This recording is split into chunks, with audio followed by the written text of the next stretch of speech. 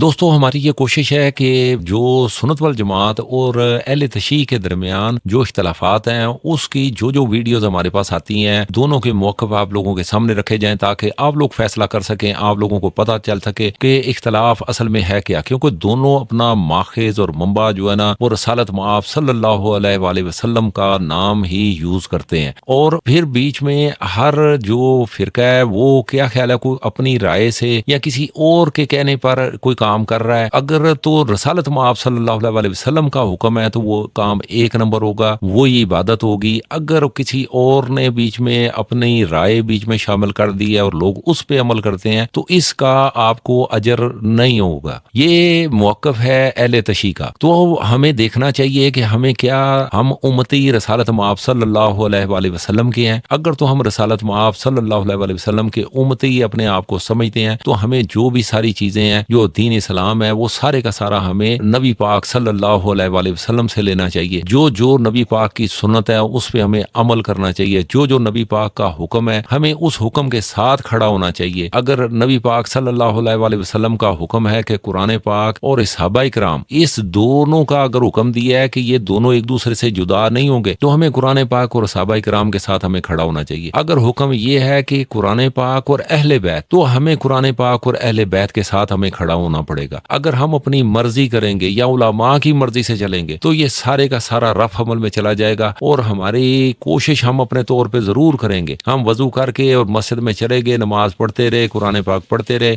لیکن اس کا ہمیں اجر نہیں ملے گا، کیونکہ ہمارے ذہن میں ساروں سے پہلے اللہ اور اس کے رسول کا حکم اگر ہمارے ذہن میں ہے تو پھر ایک نمبر ہی ہوگی، نہیں تو اگر مولویوں کی ساری باتیں ہمارے ذہن میں ہیں، اپنے فرقوں کی باتیں ہیں، تو پھر سارا رف عمل پہ چلا جائے گا۔ دوستو اس پہ غور فکر کیجئے اور اس ویڈیو کو ذرا سنتے ہیں۔ جماعت عمریہ خود نے روایت کی ہے کہ رسول اللہ صلی اللہ علیہ وآلہ وسلم صحیح اسانید کے ساتھ کبھی لوگوں کو جمع نہیں کیا ہے نماز تراویح کے لیے، اور عمر صاحب خود نے فرمایا ہے کہ یہ کیا ہے، یہ ایک بدعت ہے، اور ان کے عالم خود نے عمر صاحب کے قول کی شرح میں یہ فرمایا کہ بدعت اس کو کہتے ہیں جو اس سے پہلے کبھی ہوا نہ ہو، جو ایک نئی چیز ایجاد ہو اس کو بدعت کہتے ہیں۔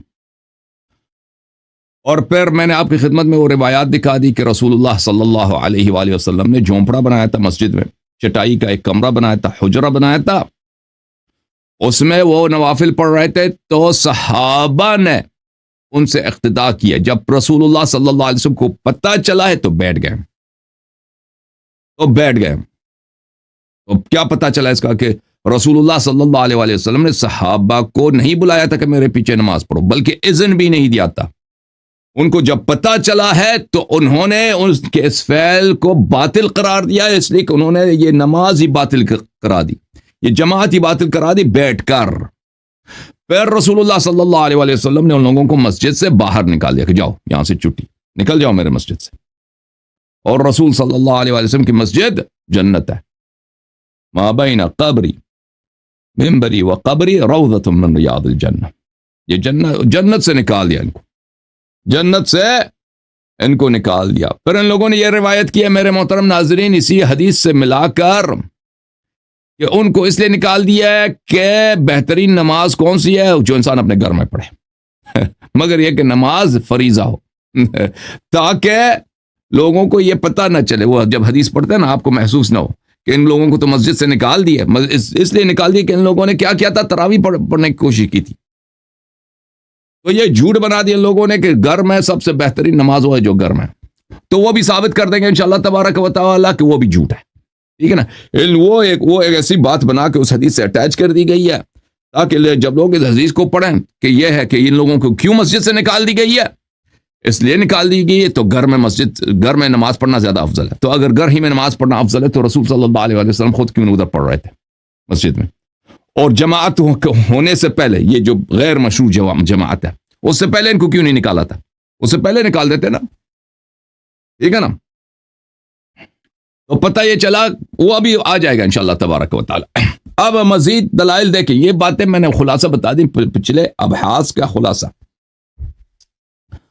اب آپ کی خدمت میں میرے محترم ناظرین، تراویح پڑھنے والے صحابہ کو جب رسول پاک صلی اللہ علیہ وآلہ وسلم سے مسجد سے نکال دیا، وہ بیٹھ گئے نا، جماعت کے دوران بیٹھ گئے کہ ان کی جماعت ہی باطل ہو جائے، پھر ان کو نکال دیا، تو ان لوگوں کو اس سے سبق نہیں ملا. یہ لوگ اگلے رات پھر آ گئے بھائی, ٹھیک ہے نا, جماعت کرا دیں. رسول پاک صلی اللہ علیہ وسلم گھر میں بیٹھے رہے, گھر سے نہیں نکلے, تاکہ اگر میں نکل جاؤں تو یہ لوگ میرے پیچھے اقتدا کریں گے, یہ بدعت شروع ہو جائے گی دوبارہ. تو ان لوگوں نے کیا کیا, گھر کے باہر سے انہوں نے شور مچانا شروع کر دی. ان الذین ینادونک من وراء الحجرات اکثرهم لا یعقلون. اور اس پہ بھی انہوں نے اکتفا نہیں کیا, بلکہ انہوں نے رسول اللہ صلی اللہ علیہ وآلہ وسلم کے گھر کو پتھراؤ کیا. بھائی صحابہ, رسول پاک صلی اللہ علیہ وآلہ وسلم باہر آیا اور غضب کے حالت میں فرمایا کہ تم نے بہت غلط کام کیا اور مجھے ڈر رہا ہے کہ تم پہ عذاب نازل نہ ہو, جاؤ یہاں سے بھاگ جاؤ. تو یہ لوگ پھر اس طرح بھاگ گئے. اچھا, یہ آج کی خدمت میں یہ باتیں آپ کو بتائیں گے. اچھا, عائشہ, یہی حدیث, اسی حدیث کو ان لوگوں نے پتھراؤ کیا ہے. عائشہ نے ایک اور انداز میں نقل کیا. عائشہ نے اس طرح نقل کیا کہ جب رسول پاک صلی اللہ علیہ وسلم نکلے اور ان کو بگایا تو فرمایا کہ مجھے ڈر ہے کہ تم پہ نماز واجب نہ ہو جائے. ٹھیک ہے نا, ڈر ہے کہ تم پہ نماز واجب نہ ہو جائے. حالانکہ روایت وہ کیا ہے, وہ اصل میں عذاب ہے, کیونکہ ان لوگوں نے بدتمیزی کیا تھا نبی صلی اللہ علیہ وسلم. یہ کوئی چھوٹی بات نہیں ہے کہ آپ خاتم الانبیاء صلی اللہ علیہ وسلم کے گھر پہ پتھر پھینک دیں. بالکل سبب نزول عذاب ہے, بالکل یہ عذاب کے مستحق تھے. تو اس کو چینج کر کے ان لوگوں نے کیا بنا دیا کہ مجھے یہ تو ڈر رہا ہے کہ بھئی آپ پہ عذاب, یہ نماز واجب نہ ہو جائے. تو اس کو بھی ہم بتائیں گے کہ خود جماعت عمریہ کے اعلام نے فرمایا کہ ہو ہی نہیں سکتا کہ نماز, بھئی جو ایک نماز مستحب ہے وہ بجا لانے کی وجہ سے وہ واجب بن جائے. پیغمبر صلی اللہ علیہ وسلم ساری زندگی رواتب پڑھتے تھے, نوافل پڑھتے تھے, کتنے مستحب, جو بھی مستحب عمل بجا لاتے تھے اس پہ اس کو دوام کے ساتھ بجا لاتے تھے, ہمیشہ بجا لاتے تھے, کبھی کوئی عمل ان کی وجہ سے واجب نہیں ہوا. تو اعلام عمریہ نے کہا کہ یہ بات صحیح نہیں ہے. تو یہ الگ سے ماسی نے حدیث تراوی میں وہ ملا دیے تاکہ کہہ دے کہ بھئی صحابہ کی وہ قبح کو دور کیا جائے. اس کی وجہ کیا ہے میرے محترم؟ اس کی وجہ یہ ہے کہ یہ اس کا ایجاد کنندہ کون ہے؟ عمر صاحب. عمر کی عزت کو ان لوگوں نے باہر صورت بچانا ہے, تو اس کے لیے چاہے جھوٹی حدیث بنانی پڑی تو اس سے کوئی اس کو ان کو لازمی بات ہے, پرواہ ہی نہیں ہے جب ان کے سارے خلافت ہی جھوٹ پہ مبنی ہے, فراڈ پہ. تو شروع کرتے ہیں میرے محترم ناظرین. کہاں سے؟ اس مقام سے کہ صحابہ باز نہیں آئے. رسول اللہ صلی اللہ علیہ وآلہ وسلم جب نماز, انہوں نے چٹائی کا گھر بنایا, کمرہ بنایا, حجرہ بنایا, اس کے پیچھے نماز پڑھنے لگے. رسول پاک صلی اللہ علیہ وسلم بیٹھ گئے نماز کے دوران, ٹھیک ہے نا, ان کی جماعت باطل کرا دی, پھر ان کو مسجد سے نکال دیا. پھر اگلے رات آئے کیا کرنے, کہ پھر تراویح پڑھنی ہے. تو انہوں نے کیا کیا, ملاحظہ فرمائیے. یہ کتاب ہے, ایک منٹ بھائی, یہ کتاب ہے مسند احمد ابن حنبل, چاپ مکتبۃ الرحمانیہ, ترجمہ مولوی محمد ظفر اقبال. ملاحظہ فرما رہے ہیں کہ کتاب کے مشخصات ہیں. یہاں پہ ملاحظہ فرمائیے, یہ صفحہ نمبر 218 میں حدیث نمبر ہے 221,971. زید بن ثابت فرماتے ہیں کہ احتجر رسول اللہ صلی اللہ علیہ وآلہ وسلم فی المسجد حجرتاً. رسول اللہ صلی اللہ علیہ وآلہ وسلم نے مسجد میں ایک حجرہ بنایا. پچھلے حدیث میں ہم نے دکھا دیا کہ یہ حجرہ کس چیز کا تھا, چٹائی کا تھا. اچھا, وَكَانَ رسول اللہ صلی اللہ علیہ وآلہ وسلم یخرج من اللیل فیصلی فیہا. رسول پاک صلی اللہ علیہ وآلہ وسلم ادھر آتے تھے, اپنے اس حجرے میں نماز پڑھتے تھے. فصلوا معه بصلاته. تو کچھ لوگوں نے ان کے نماز کے ساتھ نماز پڑھی ہے. ٹھیک ہے نا, اس میں تو کوئی ایسی بات نہیں کہ پیغمبر صلی اللہ علیہ وسلم نے ان کو اذن دیا تھا کہ تم آؤ میرے پیچھے نماز پڑھو. ہے کہ نہیں, کوئی اذن نہیں تھا. پیغمبر صلی اللہ علیہ وسلم نے اگر جماعت کرانی ہوتی ہو تو وہ خطبہ دیں گے کہ بھئی یہ اس طرح کی ایک نماز ہے, آئیے جماعت کرتے ہیں. انہوں نے تو چٹائی کا حجرہ بنایا تھا. وہ ان کا نیت ہی یہی ہے کہ وہ منفردن اکیلے میں پڑھیں. وَكَانُوا يَأْتُونَهُ كُلَّ لَيْلَةٍ. یہ لوگ مسجد میں ہر رات آتے ہیں نماز پڑھنے کے لیے.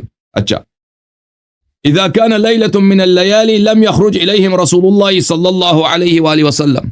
تو رسول پاک صلی اللہ علیہ وسلم نے ان کو نکال دیا تھا, یاد ہے نا. وہ ایک رات یہ آ گئے بھائی کہ ہم نے پھر تراویح پڑھنی ہے.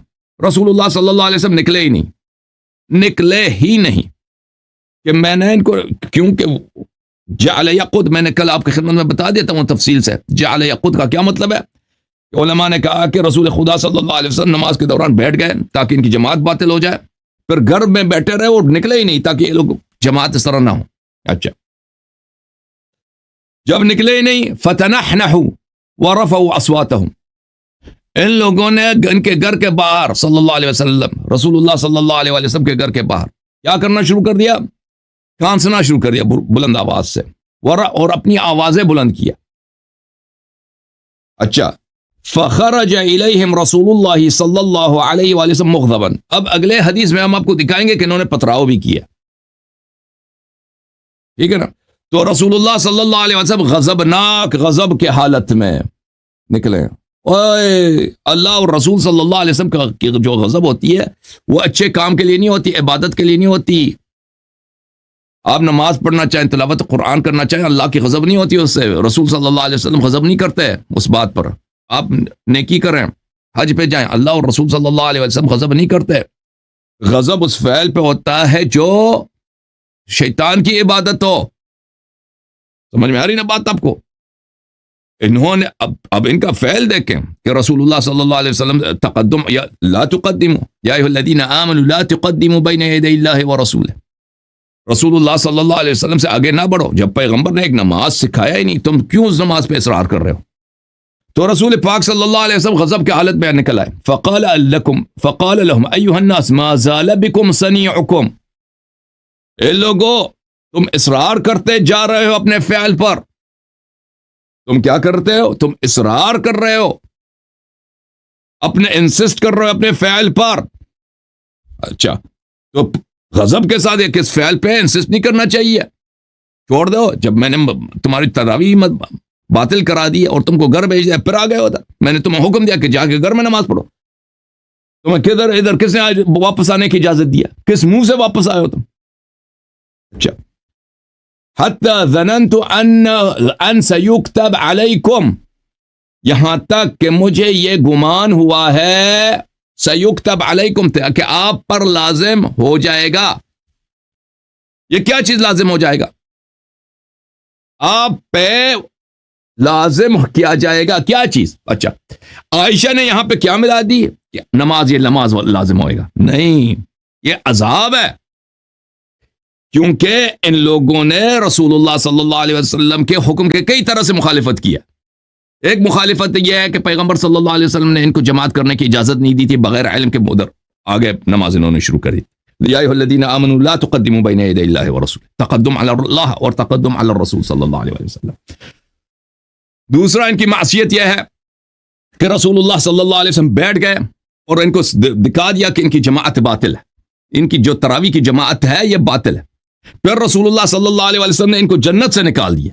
آئے ہائے ہائے, جیسے شیطان الرجیم کو اللہ تعالیٰ نے آسمانوں سے نکال دیا, ان صحابہ کو رسول اللہ صلی اللہ علیہ وسلم نے ما بین قبری و منبری روضۃ من ریاض الجنہ, مسجد سے نکال دیا, جنت سے نکال دیا. جاؤ اپنے گھروں میں نماز پڑھو. یہ ان کے باوجود یہ واپس آ گئے, کہ تراویح کرا دے جی. اور پھر کیا کیا آوازیں بلند کیے, پتراؤ بھی کیا. توبہ توبہ توبہ, اللہ معافی دے جی. ایسی عبادت سے اللہ بچا کے رکھے کہ جس میں محمد صلی اللہ علیہ وسلم وہ راضی نہ ہوں. یہ کیسے کوئی ان کے صحابہ کرام تھے کہ اگر وہ ان کو کوئی عبادت آ ہی گئی تھی, انہوں نے سوچ لیا جی کوئی عبادت کرنی ہے, تو اس میں رسالت مآب صلی اللہ علیہ وسلم کی رضا لازم تھی. اگر وہ کسی چیز کے لیے راضی نہیں ہے, اگر انہوں نے چلیے ایک فرض کر لیتے ہیں کہ اندیشہ پیش کیا کہ جی یہ کہیں فرض نہ ہو جائے آپ لوگوں پہ, تو امت کے لیے وہ آسانی چاہ رہے تھے. تو یہ کیسا کام ہے کہ انہوں نے وہ نہیں چاہ رہے تھے کہ یہ امت اس کام میں کہ پھنس جائے. اور یہ پھر جناب جی سارے جناب جی رمضان میں جناب کٹھے ہو کے تراویح کا یہ سارا سسٹم یہ آن کیا ہوا ہے، اور اس میں بھی یہ جو تراویح پڑھی جاتی ہے تو آپ کبھی کوئی حافظ قرآن کوئی بندہ کھڑا ہو وہ دیکھے صحیح جو قرآن پاک سنانے والے ہیں، جو قاری صاحب کھڑے ہوتے ہیں، وہ 5ویں پارے میں سے 15ویں میں 10ویں میں ایسے پورے 23ویں پارے میں ایسے سیر کرتے کرتے جناب جی، کیونکہ ان کی منزل وہ تگڑی نہیں ہوتی ہے، اور وہ کرتے کیا ہیں کہ وہ اسی طریقے سے پیچھے جو ساما صاحب ہوتے ہیں وہ غلطی نکالیں گے تو ان سے بھی وہ لڑ پڑیں گے، اور یہ اتنی عبادت کرنا چاہ رہے تھے، اتنی عبادت کرنا چاہ رہے تھے کہ نبی پاک صلی اللہ علیہ وآلہ وسلم انہیں گھر بھیجتے تھے، وہ پھر آ جاتے تھے، پھر اس کے بعد احتجاجی مظاہرہ وہاں پہ چل رہا ہے، پتھراؤ ہو رہا ہے، یہ کیسی کوئی ادب ہے یا بے ادبی ہے؟ یہ سنت وال جماعت والے ہمارے کیسے ہیں کہ اگر وہ کھجوریں بھی کسی جگہ پہ ایک فرمان آیا ہے کہ اس میں جناب عمر نے کھجوریں نیچے زمین پہ جناب جی ایسے دے ماری ہیں پورے کا پورا خوشہ کہ اس کے بارے میں ہمیں یہ نعمت ہے، اس کے بارے میں ہم سے قیامت والے دن پوچھا جائے گا، اور وہ غصے کا اظہار کیا۔ سنت وال جماعت والے وہاں پہ بھی بالکل سائیں سچ بننے کے چکر میں رہتے ہیں، اور بالکل بھی وہاں پہ یہ نہیں سوچتے کہ آگے جن پہ درود ہے، جو نبی ہیں، امام الانبیاء ہیں، وہ ان کی کوئی رسپیکٹ نہیں ہے، اور اپنے مشن پہ ہر فرقہ جو ہے نا وہ کچھ اپنا ہی دھن میں وہ سفر کرنا چاہتا ہے، تو وہ بالکل نامناسب کام ہے۔ اور اس کے لیے ہر بندے کو یہ چاہیے کہ رسالت مآب صلی اللہ علیہ وآلہ وسلم جہاں انسان کو کھڑا کر دیں وہی اس کے لیے عبادت ہے، جہاں بٹھا دیں وہی عبادت ہے، جنگ میں کھڑا کر دیں تو وہ عبادت ہے، اگر کہیں کہ آپ گھروں میں سو جاؤ جا کے تو وہی عبادت ہے۔ اور یہ جو نبی پاک صلی اللہ علیہ وآلہ وسلم کی یونیورسٹی میں پڑھنے والے تھے، ان کے دماغوں میں کیا تھا؟ پھر یہ عرب کے معاشرے پہ اگر کوئی بات کی جائے تو ہمارے سنت والجماعت کے علماء وہ ایک دم سے سیخ پا ہو جاتے ہیں، وہ کہتے ہیں کہ جی بالکل توہین ہو رہی ہے جی، لیکن کیا ہمارے سنت والجماعت کی جو بکس ہیں، جو کتب ہیں، کیا وہ ساری کی ساری نبی پاک صلی اللہ علیہ وسلم کی رسپیکٹ میں بری ہوئی ہیں، یا ان کے والدین کے لیے توہین آمیز وہاں پہ سینٹنس لکھے جاتے ہیں؟ پھر میرے نبی پاک صلی اللہ علیہ وسلم کے لیے کتنی غلط چیزیں جو ہے نا وہ تحریر کی ہوتی ہیں، صحابہ کرام کے لیے کتنی غلط چیزیں وہاں پہ تحریر ہیں۔ تو یہ سبب کیا ہے؟ سبب نزول عذاب ہے۔ تو یہاں پر سیکتب علیکم، زید ابن ثابت کے حدیث میں کوئی ایسا لفظ نہیں ہے کہ آپ پہ کیا لازم ہو جائے گا، نماز آپ پہ واجب ہو جائے گی۔ یہاں پہ کیا ہے؟ سیکتب علیکم، قرائن کو دیکھ لیں، کیا اس سے کیا مراد ہے؟ اس سے مراد یہ ہے کہ آپ پہ عقاب اور عذاب، کیونکہ رسول صلی اللہ علیہ وسلم جو غضبناک واپس ہے نا، رسول اللہ صلی اللہ علیہ وسلم کی غضب اللہ تعالیٰ کی غضب ہے، ملائکہ کی غضب ہے، اور اللہ جب غضب کرتا ہے تو وہاں پر عذاب کا احتمال ہوتا ہے، کیا عذاب لازم آ جائے گا۔ تو قرائن کو دیکھیں، واضح طور پر یہاں پہ وجوب نماز کی بات نہیں ہے، یہاں پہ وجوب عذاب کی بات ہے کہ عذاب واجب ہو جائے گا۔ اچھا، اب میں آپ کو بتا دوں گا کہ عائشہ نے جو بتایا نا کہ یہاں پہ پیغمبر نے فرمایا صلی اللہ علیہ وسلم کہ آپ پہ نماز واجب ہو جائے گی، مجھے ڈر ہے کہ نماز، وہ ہم بتا دیں گے کہ وہ ہو ہی نہیں سکتا، بوجوہ مختلفہ بتائیں گے، وہ جھوٹ ہے۔ وہ عائشہ کے قول کو نقل کرنے کے بعد ہم بتا دیں گے انشاءاللہ تبارک و تعالی۔ فعلیکم بالصلاۃ فی بیوتکم، اور پس جاؤ، دوبارہ اپنے حکم دیا کہ اپنے گھروں میں نماز پڑھو۔ فإن خیر صلاة المرء فی بیتہ الا الصلاة المکتوبہ، بہترین نماز وہ ہے، نماز کی فضیلت کیا ہے کہ انسان اپنے گھر میں پڑھے مگر نماز واجب۔ ہم اس فقرے کو بھی نہیں مانتے، یہ بھی صحیح احادیث کے خلاف ہے۔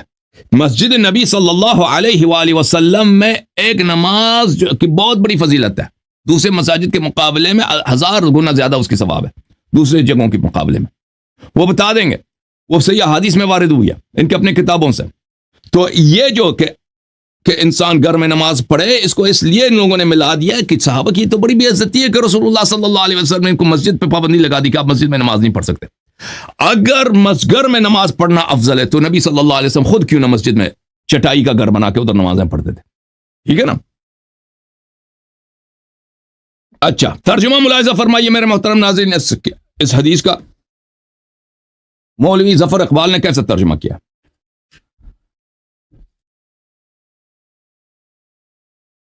دیکھیں، کچھ حضرت زید سے ثابت مروی ہے کہ ایک مرتبہ نبی صلی اللہ علیہ وآلہ وسلم نے مسجد میں چٹائی سے ایک خیمہ بنایا اور اس میں کئی راتیں نماز پڑھتے رہے، حتیٰ کہ لوگ بھی جمع ہونے لگے۔ کچھ دنوں بعد نبی علیہ السلام صلی اللہ علیہ وآلہ وسلم کی آواز نہ آئی تو لوگوں کو خیال ہوا کہ شاید نبی سو گئے۔ یہ اضافہ ہے، لوگوں کو خیال، یہ اس نے اپنے جیب سے ملا دی، اس مولوی نے، اس میں کوئی نہیں ہے کہ لوگوں کو خیال ہوا کہ نبی سو گئے، اس میں یہ نہیں ہے حدیث میں، ٹھیک ہے نا۔ اس مولوی نے اپنے جیب سے ملا دی ہے، یہ اس کی ملاوٹ ہے۔ صحابہ کو خیال ہو گیا، بھئی کیوں حدیث سیدھے طرح نقل نہیں کرتے؟ نبی صلی اللہ علیہ وسلم نے ان کی جماعت باطل کرا دی تھی، ان کو مسجد سے نکال دیا تھا، پھر آ گئے تھے اگلی رات. اس لیے کچھ لوگ اس کے قریب جا کر کھانسنے لگے تاکہ نبی باہر آ جائیں. جھوٹ کہہ رہا ہے, یہ بھی صحیح. فَتَنَحْنَهُ وَرَفَعُوا أَصْوَاتَهُمْ, کھانسنے لگے اور اپنی آوازیں بلند کیا. قریب جا کر کا لفظ بھی نہیں ہے, قریب جا کر نہیں. فَتَنَحْنَهُ وَرَفَعُوا أَصْوَاتَهُمْ, انہوں نے کھانسنے لگے اور اپنی آوازیں بلند کیا. نبی نے فرمایا صلی اللہ علیہ وآلہ وسلم, میں مسلسل تمہارا یہ عمل دیکھ رہا ہوں. یہ بھی غلط ہے. ما زال بکم صنیعکم, میں مسلسل تمہارا عمل دیکھ رہا ہوں نہیں ہے اس کا مطلب, اس جملے کا ترجمہ آپ مسلسل اپنے فعل پہ مصر ہو. ما زال بکم صنیعکم, یہ فراڈی مولوی ظفر اقبال نے کس طرح صحابہ کی عزت بچانے کی کوشش کی ہے. نبی صلی اللہ علیہ وآلہ وسلم کے کلمات مذمت کو اس نے چینج کیا ہے کہ میں تو مسلسل تمہیں دیکھ رہا ہوں. یہ تو نہیں ہے ما زال بکم صنیعکم, میں ما زال بکم صنیعکم کا ترجمہ نہیں میں تمہارے عمل دیکھ رہا تھا. نہیں, تم اس اپنے عمل پہ ابھی تک مصر ہو, تم مسلسل مصر ہو, اپنے عمل پہ اصرار کرتے جا رہے ہو. حتیٰ کہ مجھے اندیشہ ہونے لگا کہ کہیں تم پر یہ نماز فرض نہ ہو جائے. حدیث میں نماز کا کوئی ذکر نہیں ہے بھائی, کہ مجھے نماز, حدیث میں یہ ہے کہ تم پہ لازم آ جائے گا. کیا چیز لازم ہو جائے گا؟ قرائن دیکھ لیں. انہوں نے آواز بلند کی, انہوں نے رسول اللہ صلی اللہ علیہ وسلم کی حکم کی مخالفت کی, پیغمبر نے ان کو مسجد سے نکالا تھا, یہ پھر آ گئے. ٹھیک ہے نا. اور انہوں نے پیغمبر صلی اللہ علیہ وسلم کے گھر پہ پتراؤ کیا ہے. رسول اللہ صلی اللہ علیہ وسلم غضب کے ساتھ واپس آئے. اچھا, اور پھر یہ غضب کا بھی انہوں نے ترجمہ نہیں کیا. نبی نے فرمایا میں مسلسل یہ تمہارے عمل دیکھ رہا ہوں, یہ بھی ترجمہ نہیں کیا. دیکھا حدیث میں کیا ہے, بل فخرج الیہم رسول اللہ صلی اللہ علیہ وسلم مغضبا, پیغمبر صلی اللہ علیہ وسلم غضب کے ساتھ باہر نکلے. اس کو بالکل اس نے ہڑپ لیا مولوی ظفر اقبال نے, کہ صحابہ پر اللہ اور رسول صلی اللہ علیہ وسلم کی غضب ہوئی ہے. اس کو بھی نکال دیا ان لوگوں نے. ہے کہ نہیں بھائی؟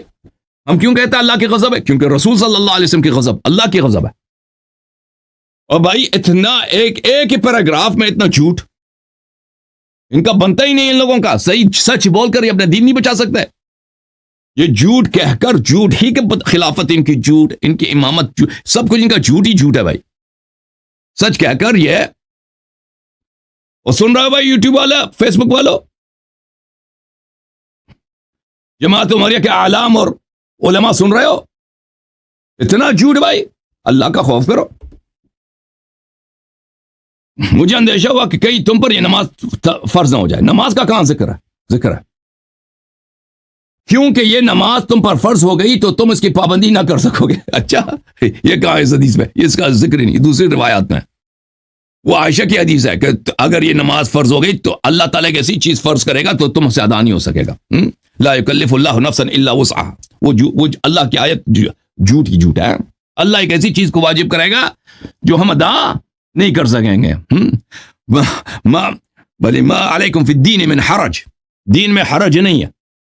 لا یکلف اللہ نفسا الا وسعها, وہ سب جھوٹ ہے. اللہ ایک ایسی چیز کو واجب کرے گا, یرید اللہ بکم اليسر ولا یرید بکم العسر, وہ سب جھوٹ ہے. بہرحال پھر اس نے ملاوٹ کر دی حدیث میں. اس لیے لوگوں اپنے گھروں میں نماز پڑھا کرو, کیونکہ یہ فرض نمازوں کو چھوڑ کر دوسری نمازوں میں نمازیں گھر میں پڑھنا انسان کے لیے سب سے افضل ہے. اچھا میرے محترم ناظرین, آپ نے دیکھا یہ جماعت عمریہ کے علماء جھوٹ بولنے سے بالکل یہ کام ہی نہیں چلتا ان کا. بھائی جھوٹ بولنا ان کی مجبوری ہے, جھوٹ نہ بولیں تو کیا کریں. چاہیے حدیث جو ہم نے آپ کو دکھائی ہے صحیح ہے یا صحیح نہیں ہے. یہ کتاب موسوعۃ احمد بن حنبل, مسند احمد بن حنبل, جزء الخامس والثلاثون, چاپ مؤسسۃ الرسالہ سن 1999 میں بیروت لبنان میں چھپی ہے. یہی حدیث جو ہم نے آپ کو اردو ترجمے کے ساتھ دکھایا ہے زید بن ثابت سے, اسناد صحیح علی شرط الشیخین, شیخین کی شرط کے ساتھ یہ سند صحیح ہے کہ صحابہ نے آواز بلند کیا, کان سے ہیں وغیرہ وغیرہ وغیرہ. اچھا, اب مزید ملاحظہ کریں تاکہ بالکل جماعت عمریہ کے علماء کے, اب تراویح کا بھی موسم ہے, سیزن ہے تراویح کا, ان کے طبیعت صاف ہو جائے. یہ صحیح بخاری جلد نمبر 5, ترجمہ مولوی ستار حماد کیا, یہ مدینہ منورہ میں چھپی ہے کتاب. یہ صفحہ نمبر 632 ہے. یہ حدیث نمبر 6113 ہے. اچھا، یہ روایت کس سے ہے؟ زید ابن ثابت سے ہے. میں اردو پڑھتا ہوں، عربی اگر ضرورت پڑی تو پڑھ لوں گا بھائی. حضرت زید ابن ثابت سے روایت ہے کہ انہوں نے کہا رسول اللہ صلی اللہ علیہ وآلہ وسلم نے کھجور کی شاخوں کا یا بوریے یہ اس سے چھوٹا سا حجرہ بنایا، وہاں آپ تہجد کی نماز پڑھا کرتے تھے. چند لوگ وہاں آ گئے اور انہوں نے آپ کی اقتداء میں نماز پڑھنا شروع کر دی. فخرج رسول اللہ صلی اللہ علیہ وآلہ وسلم الیہا فتتبع الیہ رجال جاؤوا یصلون بصلاته. کچھ لوگوں نے، میرا جو ترجمہ یہ ہے، کچھ لوگوں نے ان کا پیچھا کیا اور رسول اللہ صلی اللہ علیہ وسلم چٹائی کے اس کمرے میں نماز پڑھ رہے ہیں، یہ پیچھے سے ایسے انہوں نے جماعت بنا دی. ٹھیک ہے نا، شروع کر دی. یعنی رسول صلی اللہ علیہ وسلم کا اذن، ان کا علم، ان کی اجازت کوئی نہیں ہے بھائی. پھر وہ دوسری رات آئے اور ٹھہرے رہے، لیکن آپ نے ان سے تاخیر کی. ٹھیک ہے نا، یہ دوسری رات، اگلے والی رات کی بات ہو رہی ہے. اگلے رات پیغمبر صلی اللہ علیہ وسلم آئے نہیں کہ بھئی ان لوگوں، میں اپنے وہ چٹائی کے کمرے میں جا کے نماز پڑھتا ہوں، یہ میرے پیچھے جماعت بنا لیتے ہیں. وہ آئے نہیں بھائی. پہلی رات کو انہوں نے کیا کیا تھا؟ پہلی رات کو ان کو بھگا دیا تھا مسجد سے. وہ پہلی حدیث ہم نے آپ کو دکھا دیا تھا نا کل رات کے پروگرام میں، دیکھیں. اچھا، تاخیر کی. ثم جاءوا الیہ لیلۃ فحضروا وابطأ رسول اللہ صلی اللہ علیہ وآلہ وسلم عنہم فلم یخرج الیہم. پیغمبر صلی اللہ علیہ وسلم آئے نہیں اور آپ ان کے پاس تشریف نہ لائے. لوگ آوازیں بلند کرنے لگے اور دروازے کو کنکریاں مارنا شروع کر دی. فرفعوا اصواتهم وحسبوا الباب. تو انہوں نے آوازیں بلند کی، گھر کے باہر انہوں نے نعرہ بازی شروع کیا کہ آ جاؤ فلانا، نماز پڑھو، آ جاؤ، نماز کا وقت ہو گیا، آ جاؤ. گھر کے باہر چیخ پکار. اب ان کی جماعت تراوی والوں کی جماعت ہے. اور اس پہ بھی اکتفا نہیں کیا ان ملائین نے، انہوں نے پتھر اٹھائے، کنکر کے پتھر ہی کو تو بولتے ہیں نا، پتھر مارنے شروع کیا نا، رسول اللہ پھینکنے شروع کیا رسول اللہ صلی اللہ علیہ وسلم کے دروازے شریف پر. کل رات ان کو پیغمبر صلی اللہ علیہ وسلم نے مسجد سے بھگایا تھا، نکالا تھا. ان بے شرموں کو اب شرم نہیں ہے نا، پھر آ گئے پتھر مارنے لگے. اب مجھے بتاؤ، تم جا کے نا کسی مولوی کے گھر کے طرف پتھر پھینک دو اس کے دروازے پہ کہ آ جاؤ نماز کا وقت، وہ تیرے ساتھ کیا کرے گا؟ اس مولوی کے مرید چاہنے والے تیرے ساتھ کیا کریں گے؟ کہیں گے نہیں کہ تو کتنا بدتمیز کمینہ ہے اور ذلیل آدمی، یہاں سے چلے جا. یہ پتھر پھینکنا یہ نہایت ہی وحشی گری ہے، یہ توحش ہے، یہ انسانیت کا نام نہیں ہے. یہ رسول اللہ صلی اللہ علیہ وآلہ وسلم کی استخفاف ہے، ان کی بے عزتی ہے، ان کے مقابل گستاخی ہے. اوئے تراوی کے حرمت کے لیے اگر اور کوئی دلیل نہ ہو، یہی کافی تمہارے لیے کہ اس کے لیے رسول اللہ صلی اللہ علیہ وسلم کے دروازے پہ صحابہ نے پتھر پھینکے. اگر یہ اچھا کام ہوتا تو پتھر پھینکنے کی ضرورت نہ ہوتی، وہ پیغمبر سب سے پہلے خود آ جاتے، سب سے آگے وہ خود ہوتے ہر کام میں. وہ سب پہ انہوں نے سبقت کیا، کل خیر میں وہ سب سے آگے ہیں رسول اللہ صلی اللہ علیہ وسلم. ان کا نہ آنا ایسی بات کی دلیل ہے کہ یہ اللہ کی عبادت نہیں ہے، یہ شیطان کی عبادت ہے، یہ بدعت ہے. رسول اللہ صلی اللہ علیہ وسلم غصے کی حالت میں باہر تشریف لائے. فخرج الیہم مغضبا فقال لهم رسول اللہ صلی اللہ علیہ وسلم. رسول اللہ صلی اللہ علیہ وسلم غضب کی حالت میں تشریف لائے. ٹھیک ہے، رسول اللہ صلی اللہ علیہ وسلم فعل خیر پہ غضب نہیں کرتے، ان کو دعوت کی ضرورت ہی نہیں ہوتی بھائی. ایسا ممکن ہی نہیں ہے کہ رسول اللہ صلی اللہ علیہ وسلم کسی کار خیر میں پیچھے رہ جائیں اور کوئی عام آدمی ان کو دعوت کرنے کی ضرورت پڑے، کیونکہ وہ اللہ کی جانب سے ہادی ہیں، وہ اللہ کی جانب سے داعی الی الحق ہیں. اللہ نے ان کو داعی بنا، دعوت دینے والے کے لیے بھیجا ہے. وہ کیسے ہو سکتا ہے کار خیر میں دوسرے ان سے آگے بڑھیں؟ یہ اس کا تصور کرنا ہی کفر ہے. ٹھیک ہے نا، کہ ان لوگوں نے رسول اللہ صلی اللہ علیہ وسلم کو دعوت دی نماز پڑھنے کی، یہ کفر ہے، یہ اسلام نہیں ہے. جب یہ پتہ چلا میرے محترم ناظرین کہ رسول اللہ صلی اللہ علیہ وسلم نے غضب کیے، تو یہ بھی یقین کر لو کہ اللہ کے بھی غضب ہے، اور اللہ کا غضب سبب نزول عذاب ہے. اچھا، تو پیغمبر نے کیا فرمایا صلی اللہ علیہ وسلم؟ ما زال بکم صنیعکم، تم ابھی تک اپنے فعل پہ مصر ہو. ما زال بکم صنیعکم، تم ابھی تک اپنی حرکت پہ مصر ہو. یہ مذمت کے الفاظ ہیں، یہ تعریف کے الفاظ نہیں ہیں. اس نے کیا کیا؟ اس نے یہ جملہ بالکل ہڑپ لیا. مولوی ستار حماد نے اس جملے کا بالکل ترجمہ ہی نہیں کیا کہ تم اپنی حرکت پہ ابھی تک مصر ہو. ٹھیک ہے نا؟ تم ابھی تک اپنے حرکت پہ مصر ہو. کل رات ان کو بگایا تھا نا مسجد سے, ابھی تک مصر ہو. تم جب پیغمبر صلی اللہ علیہ وسلم دوران جماعت غیر مشروع جماعت بیٹھ گئے, جماعت کی ابطال کر دی, پھر ان کو مسجد سے نکال دیے اور فرمایا کہ اپنے گھر میں نمازیں پڑھا کرو. پھر یہ کیوں واپس آئیں؟ کس منہ سے واپس آئیں؟ یہ بغیرت. تو ما زال بکم صنیعکم, یہ بہت زبردست جملہ ہے اور بہت اہم جملہ ہے. مولوی ستار نے اس کو ہڑپ لیا, بھوکا تھا, اس کو کھا گیا وہ. ٹھیک ہے نا؟ تاکہ تمہارے اس انداز سے مجھے خدشہ پیدا ہو گیا تھا کہ تم پر یہ نماز فرض ہو جائے گی. حتی ظننت انہ سیکتب علیکم, نماز کا کوئی ذکر نہیں ہے. مجھے خدشہ ہوا ہے کہ تم پہ لازم ہو جائے گا. کیا چیز لازم ہو جائے گا؟ بھلے کیا چیز لازم ہو جائے گا بھائی؟ رائن کو دیکھو, عذاب لازم ہو جائے گا. اتنی بڑی گستاخانہ عمل اور کفرانہ عمل. حضرت خاتم الانبیاء رسول اللہ صلی اللہ علیہ وآلہ وسلم کے دروازے اقدس پہ پتھریں پھینکنا, ان پر آواز بلند کرنا. جب وہ آپ کو ایک دفعہ مسجد سے نکال چکے ہیں, آپ بدتمیزوں کو, آپ پھر ادھر آ گئے, ادھر آواز بلند کرتے ہو کہ نماز پڑھیں, دوبارہ تہجد کریں, تہجد کی جماعت کریں. ٹھیک ہے نا؟ تو یہ عذاب کی بات ہو رہی ہے, نماز کا کوئی ذکر نہیں ہے. حتی ظننت انہ سیکتب علیکم, کوئی نماز نہیں ہے, تم پر فرض ہو جائے گا, نماز نہیں عذاب. فعلیکم بالصلاة فی بیوتکم, جاؤ اپنے گھروں میں نماز پڑھو. تم پر لازم ہے کہ نفل نماز اپنے گھروں میں پڑھو. جاؤ, بھاگ جاؤ یہاں سے. اچھا, اس کے بعد والا جملہ کیا ہے؟ فإن خیر صلاة المرء فی بیتہ الا الصلاة المکتوبہ. ترجمہ دیکھیں, کیونکہ آدمی کے فرض نماز کے علاوہ بہترین نماز وہ ہے جو اپنے گھر میں پڑھے. اس کو ہم نہیں مانتے. اس جملے کو اس لیے بنایا گیا ہے کہ صحابہ کی عزت بچائی جائے. ٹھیک ہے نا؟ وہ اس کے متعلق ہم بات کریں گے انشاءاللہ تبارک و تعالی مستقبل میں, بہت سارے دلائل کے ساتھ کہ کیوں یہ فقر جھوٹ ہے. اچھا, یہ کہاں سے تھا بھائی؟ یہ بخاری سے. اب تاکہ بالکل ان کی طبیعت مزید صاف ہو جائے, مسلم سے. یہ کتاب ہے صحیح مسلم, چاپ دار الفکر, بیروت لبنان میں کتاب چھپی ہے. یہ صفحہ نمبر 358 ہے, حدیث نمبر 781 ہے. یہ بھی زید ابن ثابت کی حدیث ہے, وہی روایت ہے. فرفعوا اصواتهم وحسبوا الباب,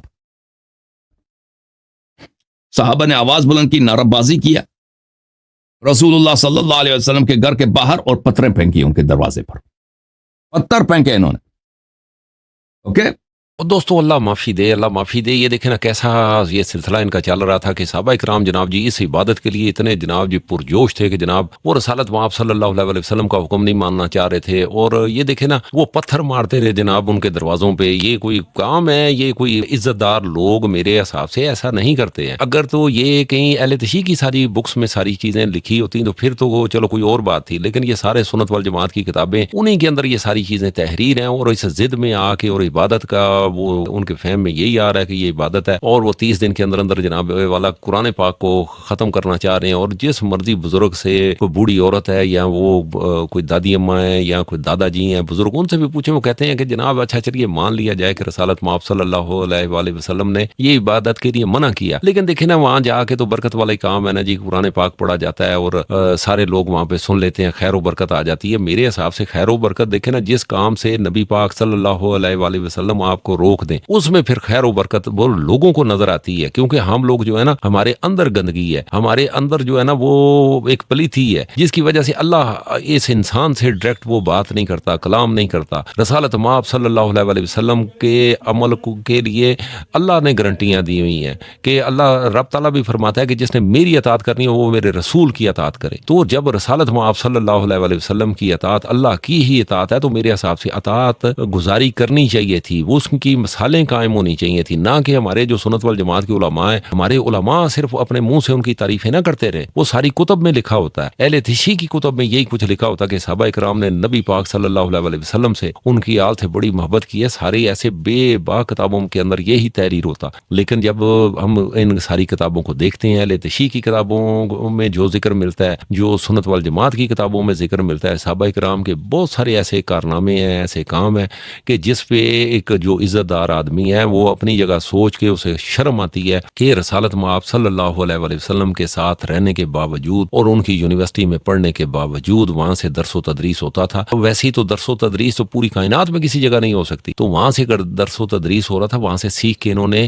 دیا کیا اس قوم کو؟ رسالت مآب صلی اللہ علیہ وسلم کے وصال کے بعد تو حدیثیں بھی نہیں لکھنے دیتے تھے، قرآن پاک کے انبار لگا کے جناب جی جو صحیفے تھے ان کو ساروں کو جلایا گیا، واللہ علم کیا کیا کام ہے۔ اللہ پاک اس امت پہ کوئی رحم کرے، لیکن یہ علماء رحم نہیں کر رہے۔ اگر تو ان ہمارے جو دوست ہیں، ہمارے بھائی ہیں، اگر ان کو کوئی چیزیں سمجھ آئیں تو وہ اپنے اوپر خود رحم کریں، یہ علماء نہیں رحم کرنے والے۔ اس لیے غور فکر ضرور کریں، جن پہ درود ہے ان کی قدر و قیمت، اگر دل کے اندر جو ہے نا کچھ روشنی اندر آتی ہے، ان سے محبت اجاگر ہوتی ہے، اور ان کے فرمان کی طرف اگر دل انسان کا لپکتا ہے، اس طرف جاتا ہے، وہ محسوس کرتا ہے کہ ان کے فرامین کے اندر ایک طاقت ہے جو انسان کو چینج کرنے کے لیے کافی ہے، تو میرے حساب سے اس کے اندر ایمان کا جو ڈور ہے، وہ دروازہ ہے، وہ کھلتا ہے، اس کو ایفرٹ کرنی چاہیے۔ اور جو اہل بیت کا نام سن کے تو اس کے اندر کوئی شدت آتی ہے، اس دنیا میں بھی اور آخرت میں بھی بہت خطرہ ہے اس بندے کے لیے۔ انشاءاللہ ہم دوستوں ہم نئے کلپ کے ساتھ حاضر خدمت ہوتے ہیں۔ بہت شکریہ۔